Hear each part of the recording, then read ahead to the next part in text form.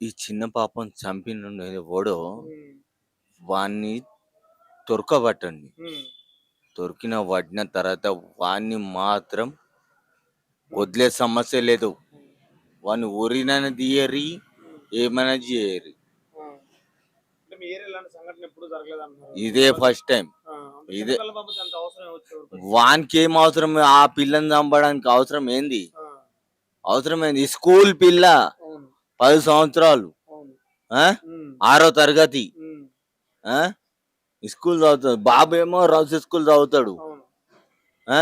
వాళ్ళు చంపేయడానికి అవసరం ఏంది? నువ్వు దొంగతనం చేస్తే చేసుకొని వెళ్ళిపో.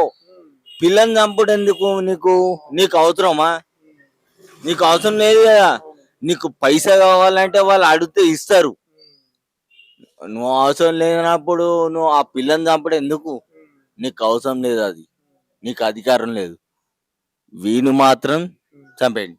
అయితే ఇక్కడ సీసీ కెమెరాలు అందుకనే కొంచెం కష్టమవుతుందని ఆ చెప్తున్నారు గల్లీలా ఉమ్, సిసి కెమెరా ఒకటి ఖరాబ్ అయింది. అవును ఆ?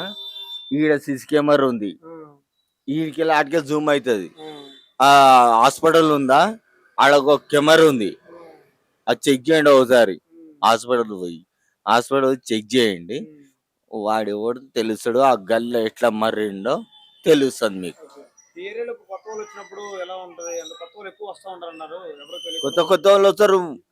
ఓ బాగా వస్తారు. హ్మ్. బండ్లు తీసుకుని బొయ్య పోతానే ఉంటారు. హ్మ్. ఇక మా ఇల్లు పక్కనే, ఆహా! ఇదే పక్కనే. ఆ! అయితే ఇంటి ఓనర్ తెలిసే ఉంటాడు కదా! మీకు ఎలా ఉంటారు ఇంటి ఓనర్స్ పరిస్థితి ఎలా ఉంటది? ఆయన మంచోడే, హ్మ్. మంచోడే. ఆ! కాకపోతే ఏంటంటే వాళ్ళు ఇంటి ఓనర్ ఉన్నారు, ఆ! ఆయనకేం తెలియదు. అవును. ఆయనకేం తెలియదు. హ్మ్.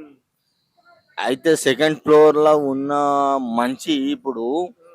తీసుకొని పోయారు కదా, హ్మ్. ఆ మంచి ఏం చేసిండో మనకు తెలియదు. అవును. ఫస్ట్ వాళ్ళని కనుక్కోవాలి, ఇంటి ఓనర్ని కనుక్కోవాలి. హ్మ్. గట్టిగా కనుక్కుంటే హ్మ్. నిజం బయట పడుతుంది. దీంట్లో చేతబడి కూడా చేశారు. ఈ కుక్కట్పల్లి ఏరియాలో ఎక్కువ జరుగుతుందని చెప్తా ఉన్నారు. చేతబడిలో కూడా అమ్మాయిని చంపేశారని చెప్తున్నారు మరి. లేదు లేదు, హ్మ్. ఇక్కడ ఇక్కడ ఎవడు ఉండడు, ఆ! బయటోడే, హ్మ్. లేకపోతే వాళ్ళోలే కావచ్చు. అంతే. అంతే. మరి చివరికి ఏం చెప్దాం అనుకున్నది? మరి ఈ ఏరియా సీసీ కెమెరాలు ఎప్పుడైనా పెట్టేస్తారా? ఇలా వదిలేస్తారు రాజకీయ నాయకులు? ఇక రేవంత్ రెడ్డి అన్నగా అడగాలి, ఇక ఆ! లేకపోతే ఎమ్మెల్యేకి అడగాలి. సీసీ కెమెరా పెట్టి అన్నాడు. Thank you. నమస్తే అమ్మా. ఎక్కడ ఉంటారండి మీరు ఏరియాలో? ఇక్కడే ఉంటాము. అంటే నిన్న మాకు అమ్మాయిని చంపేయడం జరిగింది. చిన్నపిల్లని చంపేయడం జరిగింది కదమ్మా? అది మేము డ్యూటీకి వెళ్తామండి. ఆ! డ్యూటీకి వెళ్తాము. ఇక అసలు మార్నింగ్ వెళ్ళినామంటే మాకు ఇక్కడ ఏం జరిగేది మాకు ఏం తెలియదు లేదు. ఆ! ఈవినింగ్ తెలిసింది మాకు. ఆ! ఈవినింగ్ తెలిసి ఈవినింగ్ చూడనికి వస్తే అంతా పోలీసు వాళ్ళు అందరు ఉండేసరికి అయ్యో ఇట్లా జరిగింది, ఇంత మంచి ఏరియా కదా ఇదని నేను అదే అని షాక్ అయినాం అంతే. ఆ! ఇంకా అంతకు మించి అయితే ఏంటి ఇప్పటి వరకు అయితే ఏది జరగలేదు. ఆ! ఇప్పుడు అట్లా జరిగే వరకల్లా ఇంకా ఈ ఇయర్ కూడా రాలేదు కదా అమ్మాయికి. అవును.